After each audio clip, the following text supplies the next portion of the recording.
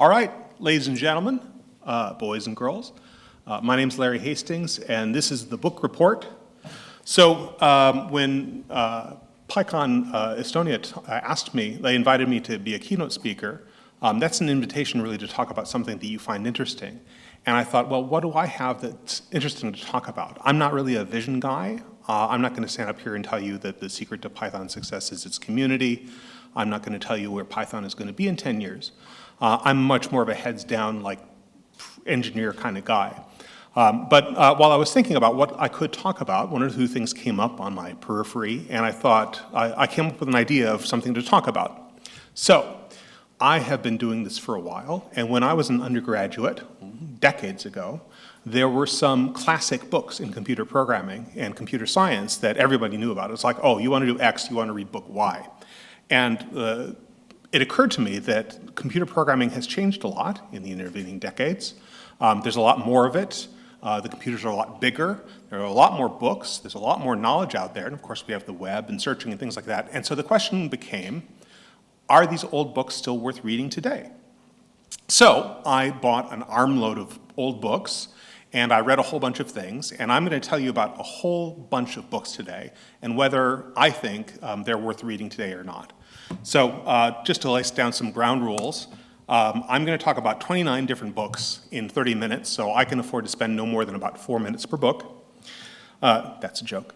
There's going to be very little Python in this talk because most of these books were published before 1991, so it would be oddly prescient if they talked about Python. Although there is a little bit, and I've kind of injected some just so that I can have some Python credibility in this talk.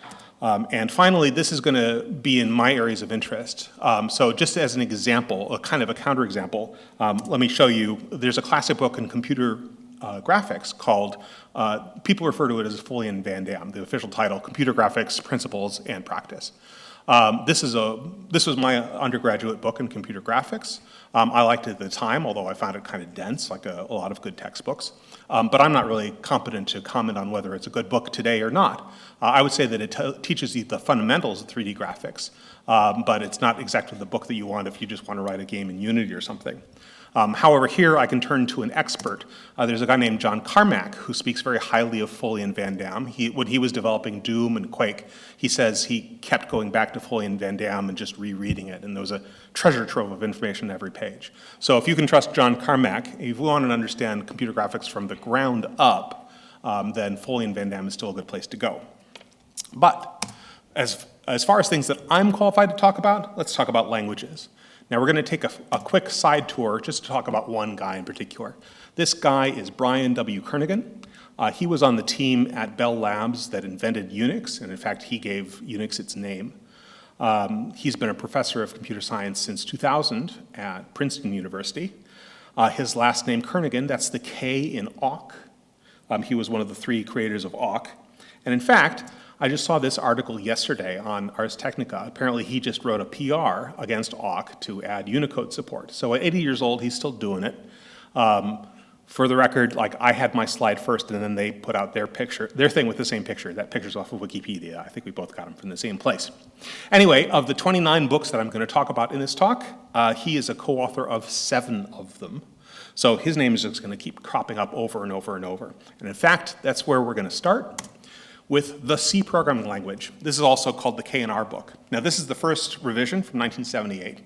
This is talking about the original dialect of C.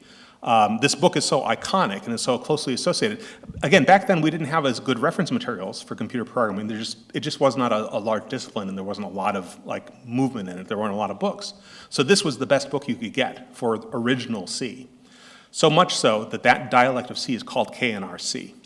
But, and as much as K&R-C was important back in the day, nobody programs in K&R-C anymore. Everybody does ANSI-C, which is a better language. It's improved in a bunch of ways. So you don't want this book. You want second edition. This is written against the draft standard of the first draft of ANSI-C. That standard is from '89, so this actually came out the year before. This is still a relevant book today. It's still going to do a really great job of teaching you C. But technically, it's actually talking about the draft. It's not talking about the final language. There is a book that I was a big fan of back in the day. I have a couple of props here. This is called Standard C. from Plower and Brody. This is 89. This was, as far as I know, the first book published that was canonically about the actual published ANSI C standard. And this is a complete reference on the language. And again, back in 89, we didn't have online help and that sort of thing. I read this book cover to cover many times, and I would refer to it. I had a copy at work. I had another one at home. I think I had a third one floating around in case I lost one. I really did love this book, and it's still relevant today because ANSI C hasn't changed that much. There have been subsequent standards. There was one in the 90s, there's C11, there's C17, and there's a new one they're working on that's 20X.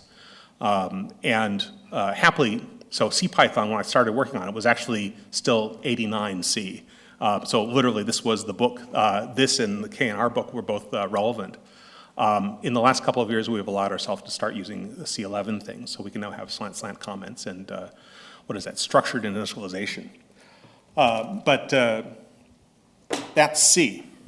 There are other languages, of course. If you want to learn Lisp, it's hard to do better than this. MIT, for decades, the first quarter in computer programming that students joined MIT to learn computer science, they learned Lisp, and they learned it out of this book.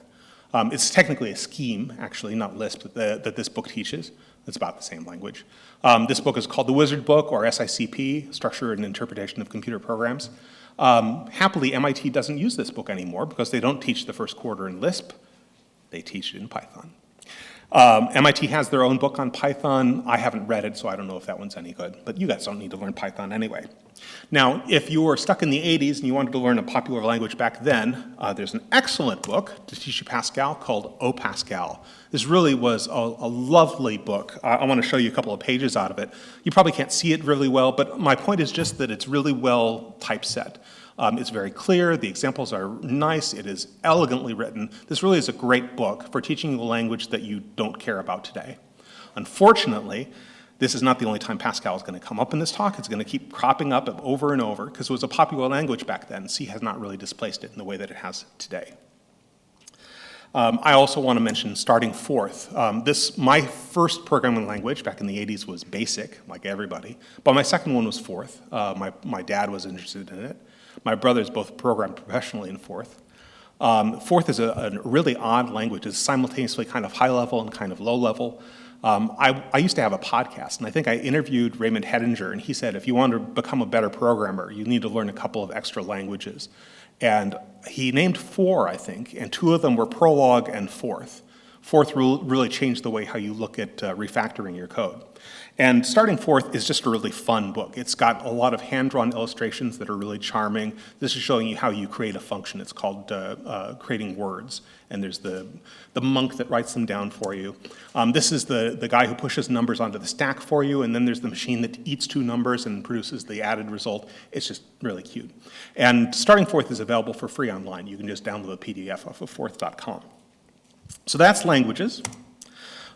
Next area of study is algorithms and paradigms. And paradigms, I just sort of shoved that in there because I wanted to talk about OOP. Most of this is going to be about algorithms. I've always enjoyed reading about algorithms. My first book on it was this textbook. I've always thought of this as Aho, Hopcroft, and Ullman. I don't know if other people think of it like that. And by the way, Aho, that's the A in awk, another guy from Bell Labs, and one of the 3 authors of awk. The third one, W, Peter Weinberger, as far as I can tell, he never wrote any books, so that's the only time his name is coming up in this talk. I found this book a little dense and unreadable. There's a lot of Greek letters in it. This book is going to do a good job of teaching you big O notation. It's got examples problems at the end of every chapter. It's a textbook, and so it's kind of correct and dense in that way. The code's in Pascal, so great. That makes it a little less relevant today. This is Quicksort, if you can read it on the screen. You probably can't. I will point out, however, that in Pascal, the assignment operator is : equals. I don't know if that sounds familiar to anybody in this room. The book that I like for algorithms is called Algorithms in C by Robert Sedgwick. This was his second version of the book after the original Algorithms, which was written in Pascal. He has subsequently ported the book to C++, Modula 3, and Java. So if you're programming in any of those languages, he has a book for you. I like the C version because you can call it from any language. And it's, again, a really gorgeously typeset book. Here's his quick sort, and he's got a little diagram there showing you how the partitioning happens live as you're iterating through the quicksort algorithm. This is heapq. Python has a really lovely heapq language, or library called heapq with a letter Q at the end. It's got a really it's like a really ancient library inside of Python, and it's got a really old interface. It's one of those things you look at and it's like, somebody should rewrite this with modern Python paradigms in it. That and the scheduler library, I think both in the Python library, could stand like some retooling. This is a personal favorite data structure, by the way. This is called a skip list. This is like a binary tree. This is a sorted data structure, but it's implemented as a multi-level linked list. And you sort of skip along like until you find the thing that you want. So it's kind of like a binary tree on its side. And what's really interesting about it is that when you insert something, you randomly decide how many levels of list it should participate in. So it is a randomly generated data structure. It is a stochastic data structure, I think is the term. And in practice, it works really well. It's kind of fun. And no one ever uses them for anything. I understand why. The new volumes from Sedgwick are the graph library. And again, these are really pretty. This is a breadth-first search, I think, or a depth-first search. And again, he just did a wonderful job of typesetting. Now, I talked about this talk to other people, and I think Mark Shannon suggested a couple of books for me to look at. That's the guy that's the head of the faster CPython team. He said this is the book that he liked. It was probably his textbook when he was in college. The CLR or CLRS book. Again, it's a textbook. I'm not enjoying textbooks as I am non-textbook versions. So like algorithms in C, I found a lot more readable than the quick look I took inside of this book. But if you're talking about algorithms and computer programming, you have to talk about Knuth.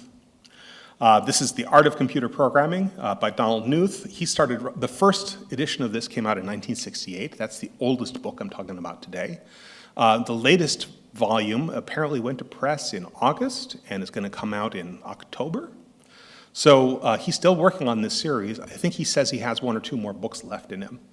Knuth is dense and I find impenetrable. Like, you can't get better than Knuth for correctness and rigor, but it can be really hard to read. One of the choices that he made in the books is his code examples are not written in a high-level language. They're written in an assembly language, but it's not for a real computer. It's a computer he invented. The architecture is called MIX. More recent volumes are an updated architecture called MMix, which I need to look, but I think it's like adding SIMD instructions or something like that. And he feels it's important to show you the language, or the code in assembly language so you can get a real feel of what it looks like on a real computer. But it just makes it that much harder to understand, in my opinion. So last, I did want to talk about OOP a little bit. This is a book that came out in '96. It was a big hit at the time, called Design Patterns. And this is not a textbook exactly. It's attempting to be a reference, a sort of a dictionary of terms that you use in object-oriented programming. So the idea here is they have some number, like 30 different concepts. And they're attempting to establish a common lexicon, a bunch of terms that everybody can use that are common, that mean the same thing to everybody. So they have definitions for what a singleton is, and what a factory method is, and what a proxy is. Now these are all terms that we've all heard before, and they probably didn't invent. But then there were more terms that I think they did invent, like a facade, or a memento, or a flyweight. And they talk about how these things interact with each other, and when it's a good idea to use them, and when it's a good idea to use something else.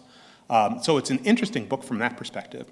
This is a place where I'm going to shove in a little Python code just to talk about it. The flyweight method, the flyweight pattern from Design Patterns, that references a tiny object that you use for a minute and you throw it away. It has the lifetime of a mayfly. So there's something in Python that I found it surprising. I don't know how many people in the room are going to know this. Maybe we'll do a show of hands. How many people know that every time that you make a method call off of an object, it creates a new object? Raise your hand if you knew that. Yeah, it's not very many. So just to give you an example, if we have a class and a method on it, and we instantiate that, this o.foo right here, that creates a new object every time. It's called a bound method object. It only has two things inside of it. It has a reference to yourself, and it has a reference to the other function that's getting called. And when you call it, that calls a dunder call method on the object, and that just passes in the self as the first parameter, and otherwise passes along the arguments you passed in. And you can actually tear one of those off and call it and keep it around and call it as many times as you want, which will save an eensy-weensy little bit of time and an eensy-weensy little bit of wear and tear on your heap. It doesn't really matter, but I thought it was interesting, something that I learned a long time ago. Moving on from algorithms and paradigms, I called this disciplines, just to sort of as a catch-all term for large topics in computer programming, like areas of specific interest. So as an example, TCP. There's a series of 3 books on TCP, the Stevens books. You just can't beat them. If you were going to get stuck on a desert island with a computer that didn't have a network stack but had a compiler, and you had a network connection to a remote computer, and you needed to build a TCP stack in order to summon a ship to take you home, and all you had were the TCP books by Stevens, you'd be fine. They're really, really good. Again, they're lovingly typeset. They have really clear examples. They're showing you the structures, showing you what the layout of these messages are in memory. They're really wonderful books. Stevens himself died in '99, and the publisher has found authors to update these books. So these books are still in print, they are still updated, they're still relevant, they're still really great. Less successful, in my opinion, is the Dragon book. This is the book that everybody learned compilers out of back in the 80s and 90s. Aho, there's that guy from Awk again. This is a textbook, and in '85 it was already kind of out of date. I don't know what these symbols are. I don't know what this operator precedence table means. Here's the stuff about writing an equivalence algorithm for Fortran. Not even really relevant in '85. This book has been updated, but I think it should probably be left behind, unless you were teaching a class, and even then I think you can do better. Again, Mark Shannon, a much better guy at compilers than I am, he recommended this book, Modern Compiler Implementation in C. I took a look inside, I thought it looked pretty good. He also specifically recommended, if you want to do interpreters, there's a book specifically about interpreters, Crafting Interpreters by Nystrom. And I took a look inside. I thought the information was nice, but I thought that the author's sense of humor was a little twee and it got old pretty quickly for me. But absolutely it's a solid, the information is solid in the book. It's just a question of whether you enjoy references to brain juice and climbing the mountain of parsing and all this sort of thing. So on to operating systems. Now, when I was an undergraduate, we didn't have a textbook in operating systems. We had a teacher who taught in a sort of a Socratic way, and it was great, but it meant that I didn't have a book to look at later. Someone recommended this to me, Operating Systems, 3 Easy Pieces. And I cracked it open, and I just looked at a random page, and I saw something I'd never seen before. There's something called lottery scheduling, where again, you use random numbers to decide what process to run next in your scheduler, in your operating system. I never heard of that, and I was like, well, I'm just delighted anytime I learn something new like that. This book is available online for free. Also, you can download a PDF for $10, and you get updates for forever. The authors are, the samples, code, and examples, they're in Python. This is the book for the people in this room. This is a really good book. Specifically about Unix and programming in Unix, there's a classic book called The Unix Programming Environment, again by Kernighan and Pike. This is from '84. This is the book that you want if you wanted to write your own copy of WC or something. It shows you how to write a bunch of little tools in, I can't remember what language it's in. It might be C. But this book is very firmly stuck in the past, and it's pretty slim. There's a much better updated version, Advanced Programming in the Unix Environment, and again by Stevens. This is another book that's still in print. It's updated. It's a lot thicker. It's a lot more modern. Again, that's the book that you want. Very quickly, talking about management of computer programmers, there are 2 classics in this. We've all heard of The Mythical Man Month from '75 by Frederick Brooks, and maybe fewer of us have heard of Peopleware. Peopleware is an excellent book for managing computer programmers. I would say both of them are relevant today.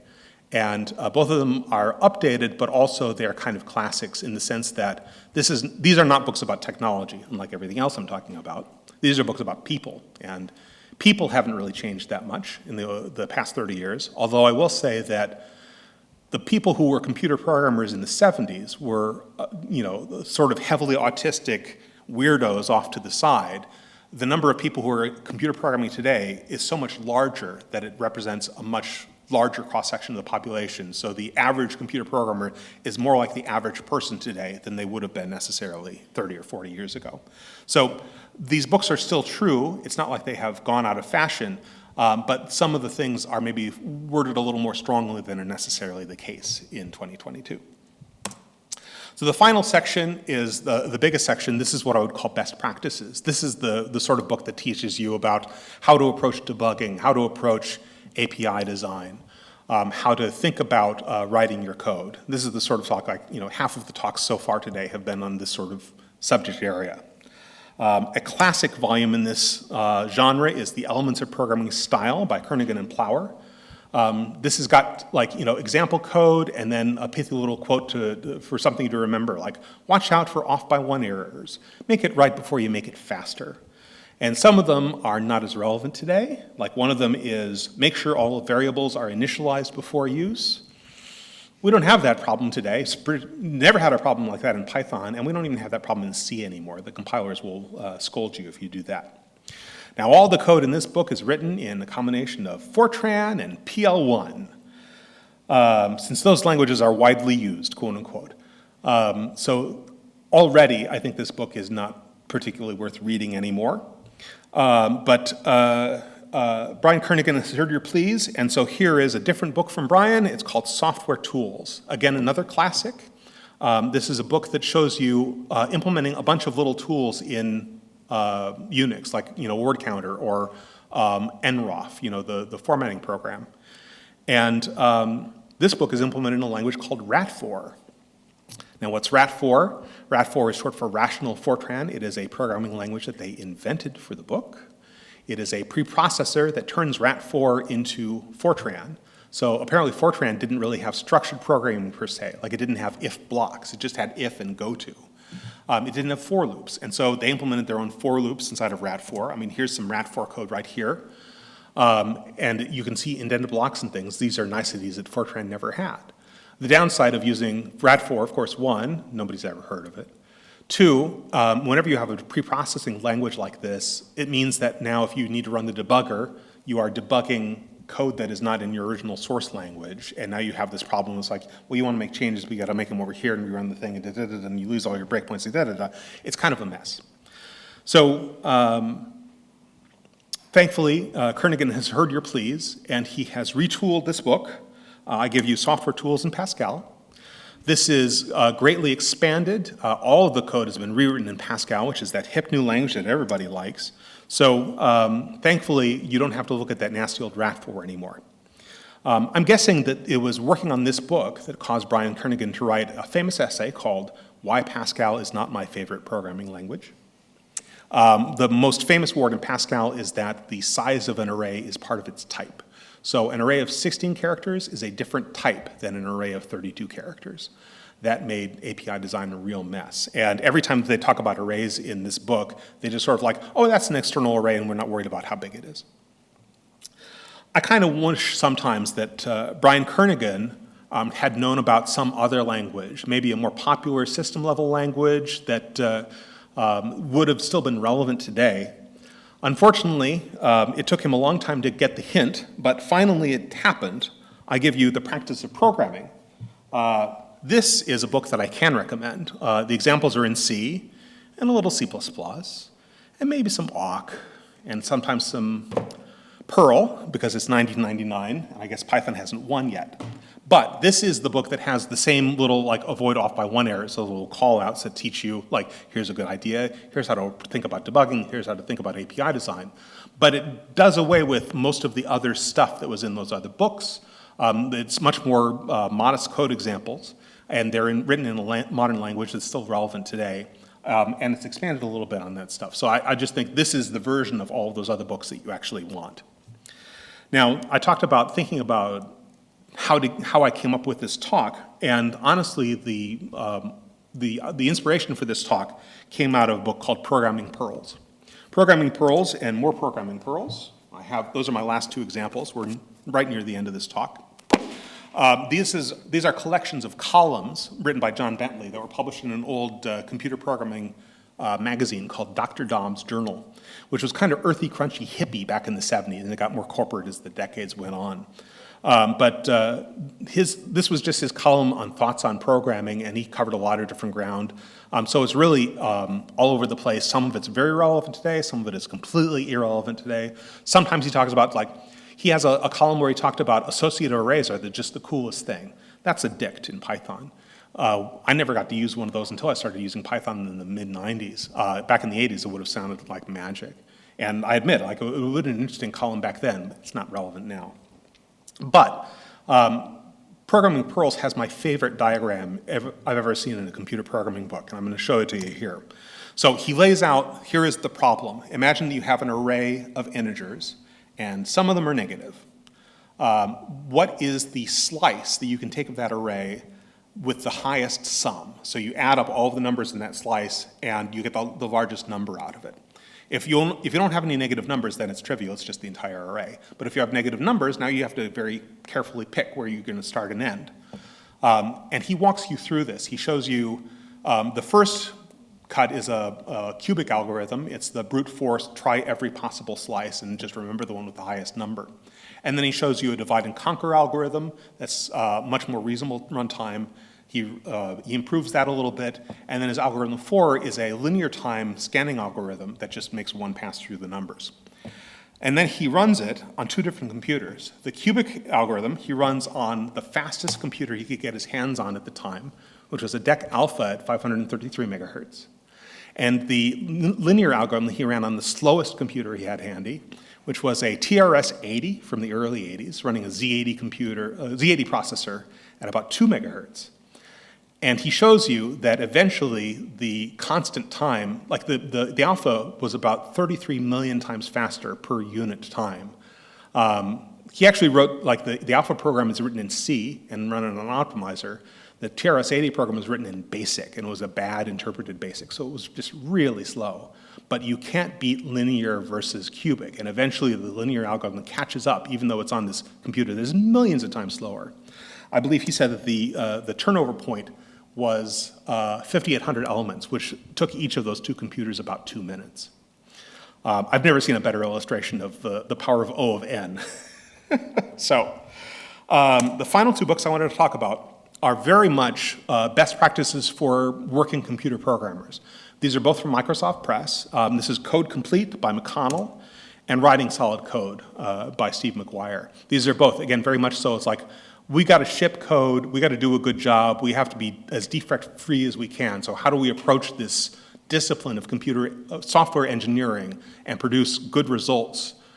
These are the best practices that seem to produce a good job. And there's a piece of advice in here that I've never seen in another book. This is called Don't Associate with Failures. The idea here is when you're designing your APIs or when you're deciding whose API you're going to call, design or pick the API that doesn't return errors. Now that seems like a really weird statement. It's like, how can you avoid returning errors? Well, you can't always do it, of course. If you're dealing with files or network, of course, you got to deal with errors. But I'll give you an example.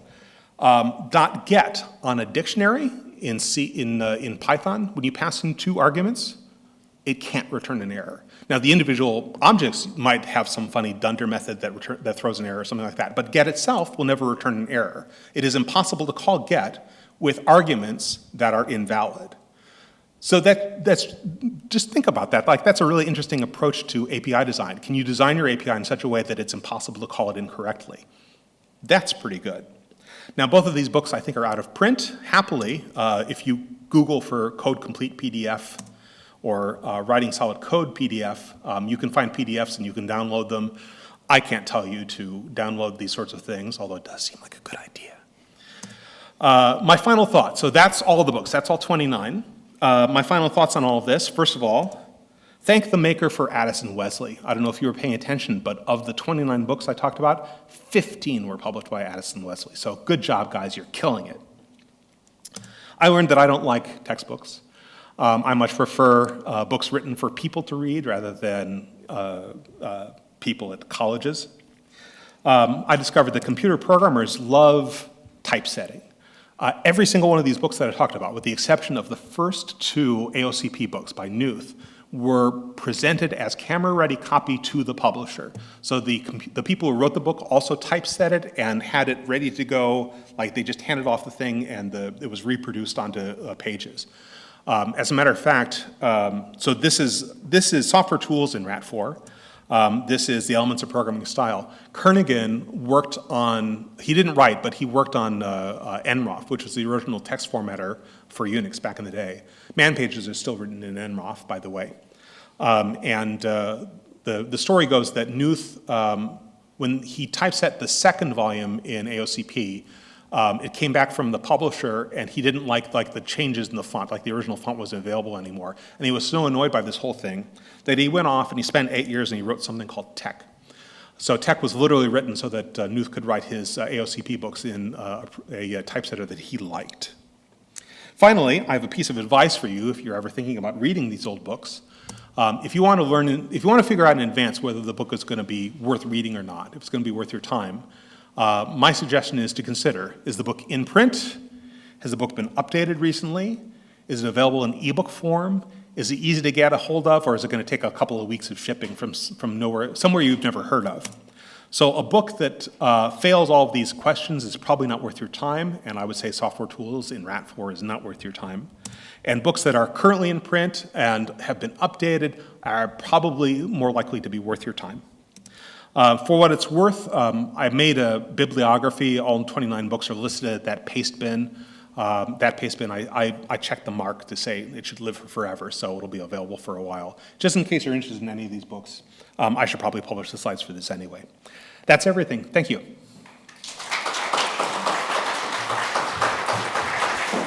First one's just going to say because it's the most top-rated one. Any popular books that we should stay away from? These are mostly like older books, any like modern ones that you've heard of that are just, no. I don't want to talk smack about people.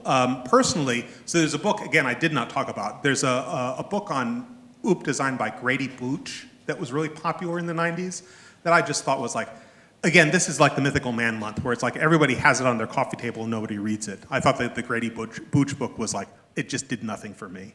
Hopefully he's retired and he doesn't care what I say about his book now. And probably this is one you've already answered here. It's if you had to recommend a book released in the last couple of years to this room of people, what would it be? But I'm guessing it's the last few books, but those aren't really a couple, recent. Yeah. The Nyquist, or the Interpreter's book is 2021. Mm-hmm. And this book, Operating Systems, this is pretty new, and it's like, I think it's less than 5 years old, and it's being updated as well. Like, oh, that's great. You know, I think this is 0.9, and they're at 1.0 or 1.1 or something like that. And again, like these guys are really sweet. They put it up online for free. Like they're trying to make the world a better place. And yeah, hats off. That's really what you want to see about. They don't care about making the money because good information, get it out there. It's all in the nature of open source. The one thing I would say, by the way, so I have friends, you know, you might understand, like in my world, I'm kind of the Python guy. People say, I want to learn Python, what book should I read? And honestly, I don't have a good answer for that. I looked at Dive into Python, I didn't like it. I looked at Learn Python the Hard Way by Zed Shaw, I kind of didn't like it. The best book that I can think of right now is Learning Python by Mark Lutz. That's the O'Reilly book.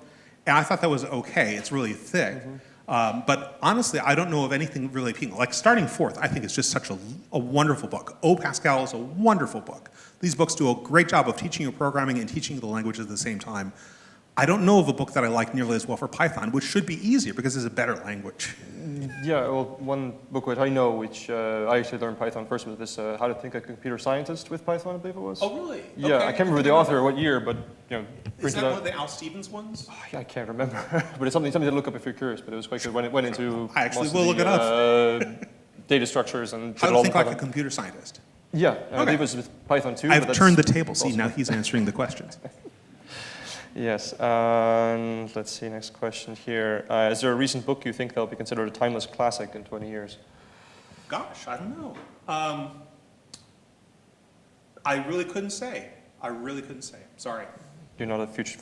I'm not good at the future stuff, yeah. My prediction's like, I thought we would have removed the GIL by now. Would you recommend reading the book Peopleware to people who are not wanting to be managers? Yes, I read Peopleware as a computer science student. I'll tell you, by the way, so I used to work at Facebook. Peopleware was mandatory reading for anybody who became a manager at Facebook. I think there were 2 books you were required to read, Peopleware and an autobiography by one of the heads of GE, Jack Lynch or something. I can't remember the guy's name. I think about how to run a successful company. But yes, Peopleware it's simultaneously, like I said, it is relevant. It'll help you understand. Like, Peopleware is the book that taught me about the concept of flow. If you've ever heard of this psychological state where it's like, you lose the sense of time and so on. I'd never heard of that before I read Peopleware. And so it explains, first of all, it explains flow, and then it explains how you really should set up your work environment so that people can experience flow.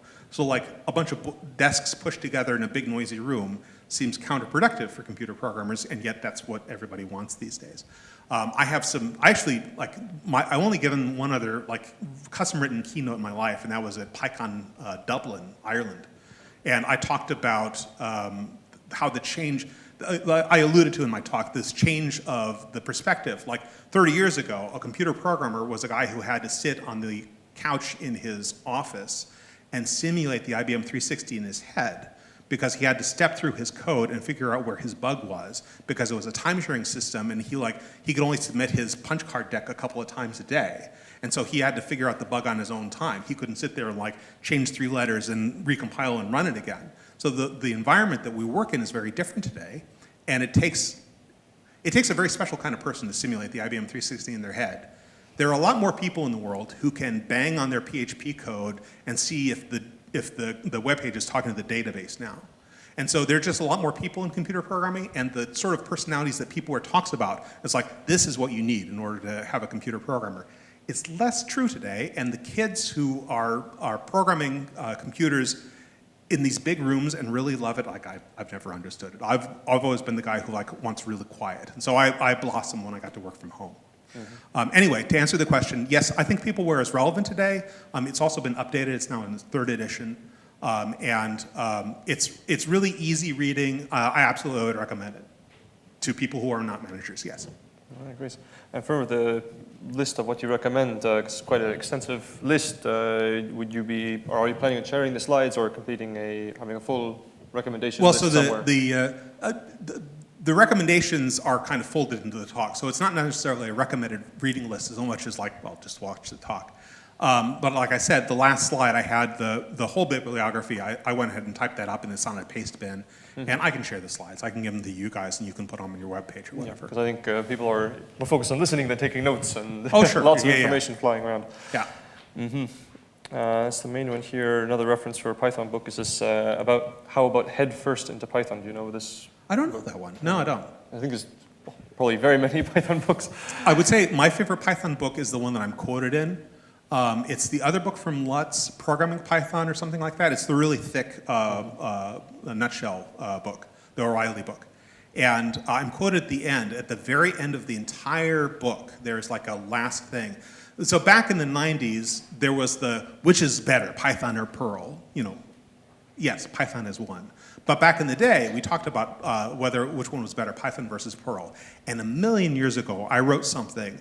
Yoda's speech to Luke as they're training in Dagobah, it's like, yes, your mind must be free. Or I don't remember the speech, but that's the one where he's talking about clear your mind, And I rewrote that in the perspective of Python versus Perl. So it's like, yes.